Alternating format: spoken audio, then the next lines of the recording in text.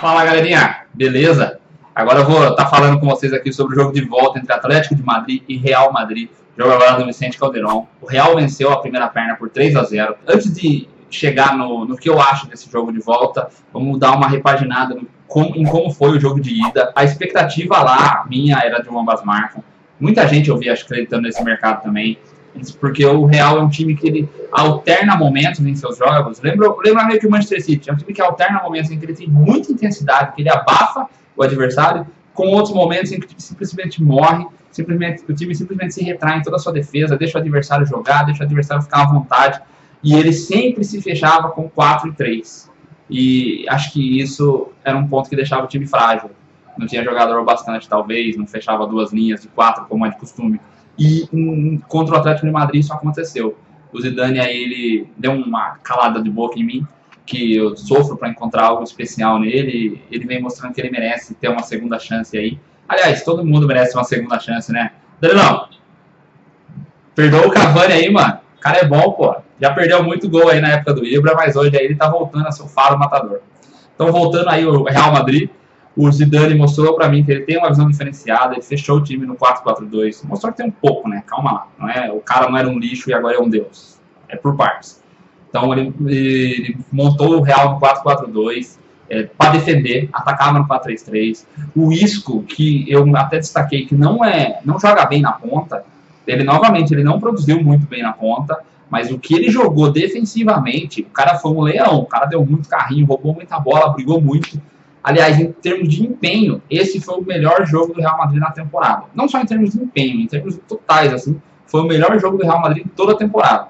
O time se doou demais o jogo inteiro. Parecia que era a final mesmo. Eles jogando com muita vontade. Se o Real sempre jogasse assim, seria o time mais forte da Europa hoje, talvez do mundo.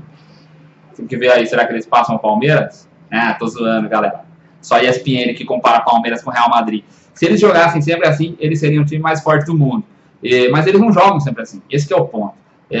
Eles não têm sempre esse empenho, é um time que sempre dá muito apagão. Sempre eles tomam gol, todo mundo sabe que sempre eles tomam gol, é difícil eles não tomarem gol. Então esse é um ponto que o Zidane tem que trabalhar. Às vezes parece que falta seriedade aos jogadores de resolver as coisas quando elas estão fáceis. Por exemplo, contra o Bayern de Munique, quando o jogo estava 0-0, o Real desperdiçou muitas chances de gol no primeiro tempo, mas muitas mesmo. Parece que na cabeça dos jogadores há um certo salto alto de que eles estão acostumados que as coisas sempre são fáceis, que eles sempre saem atrás e eles conseguem buscar. E jogo de Champions League é um palco muito maior, é um jogo muito mais difícil, e para eles chegarem a ser campeão, é muito importante que essa mentalidade mude, porque se não mudar, eles não vão conseguir ganhar da Juventus na final. A Juventus é um time muito sólido, que nunca oscila, que tem uma maturidade enorme taticamente, os jogadores, uma mentalidade vencedora e etc. Um dos pontos que eu acho que eu vacilei na minha leitura do jogo de ida é em relação ao Atlético de Madrid. Porque quando eu estava tendo o confronto deles com o Leicester, eu disse durante todo esse tempo que eu achava que o Leicester passava. Eu achava que o Leicester estava com seu espírito de campeão, que levou ele a ganhar a Premier League e que ele ia reverter a eliminatória contra o Atlético de Madrid, nem que fosse por 3-1. Isso acabou não acontecendo. Mas isso era muito girava em torno de eu olhar para o time do Atlético de Madrid e não encontrar realmente um time tão forte como o dos anos anteriores, que o Atlético de Madrid chegou na final aí, fez semifinal e etc. E aí eu olhava esse Atlético, eu não vi um time competitivo como antes. E aí acabou que nesse período, passando, o Leicester perde para eles, você começa a acompanhar, você começa a tentar re-raciocinar se aquela sua visão realmente está acertada. Tanto, um dos pontos que pesaram para isso, por exemplo, foi o Atlético ter empatado com o Real no Bernabéu pelo Espanhol, um jogo que foi bem recente aí, mostra bem esse ponto do Real dar esses apagões, recuar demais. Então, e foi um jogo também que mostrou para mim como contraponto que o Atlético de Madrid, por todas as, embora tenha todas as suas deficiências técnicas, suas dificuldades no ataque, é um time que é sempre muito competitivo.